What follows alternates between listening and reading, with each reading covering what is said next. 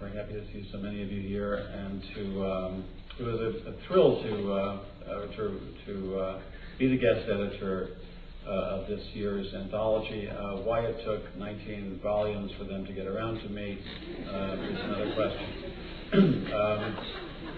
But I feel this is all gold, and I'm glad we have a number of representative poets tonight to give you a glimpse into the interior of the anthology.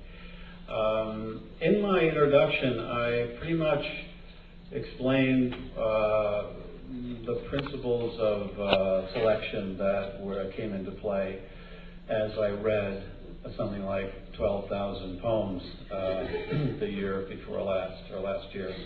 I touched on what I think is a kind of false opposition between the school of difficulty and the school of clarity, or you could call them the school of mud and the school of water. That would be another way to refer to them.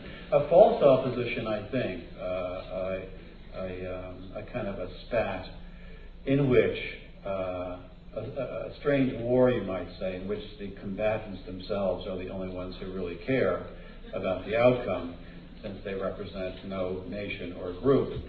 But what I'd like to mention tonight is something just for you. I mean, that was for the public, so I think since you came tonight, you should get some insider information. What I was also looking for in selecting these poems was a sense of daffiness, a bit of lunacy.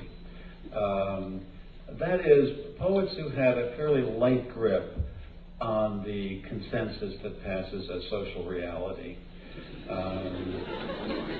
I enjoyed seeing in poems moments when the giddiness of composition itself seemed to leak into the poem and get registered in the writing. Something like the unrestrainability of the giggles. So I looked for a bit of madness, and the second thing I looked for can be touched on or introduced by a short quote I'll read from the writer Tom Robbins, of all people. He was asked to define what a writer was, and I think this applies to poets.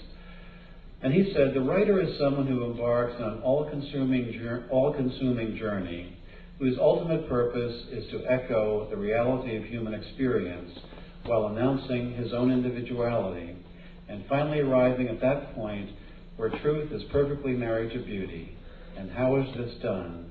By fucking around with syntax."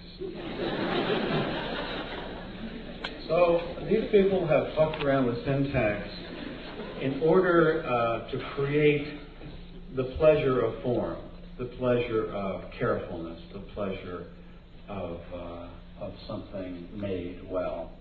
And when I found combinations of verbal neatness and attentiveness coupled with signs of madness, a fine frenzy, if you will, these are the poems that I found irresistible.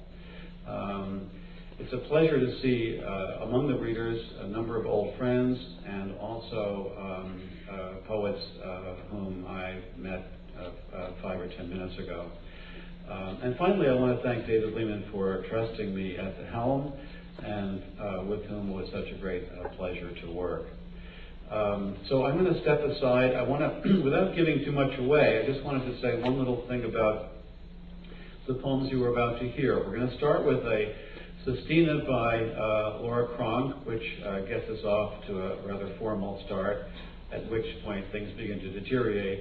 No, and then we're going on to George Green's elegy for an expert on the Greek revival, followed by Rachel Hoddes' meditation on 3 apparently unrelated things, a bird, a weasel, and a fountain, but she manages to join them as a kind of trinity.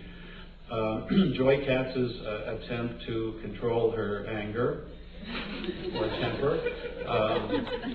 Jennifer Knox will give us a little advice on how to tip. Betsy Rotalik has a poem that will appeal deeply to any gearheads in the audience. Vijay Seshadri's poem is on the problems of the memoir. Sue Ellen Thompson has a poem in which revolves around golf as a metaphor, which golf is usually a rather inadmissible topic in poetry. Tony Toll expresses his ever-present skepticism, and finally Paul Violi gives us what can only be described as an exchange in a delicatessen. So please welcome Laura Cronk.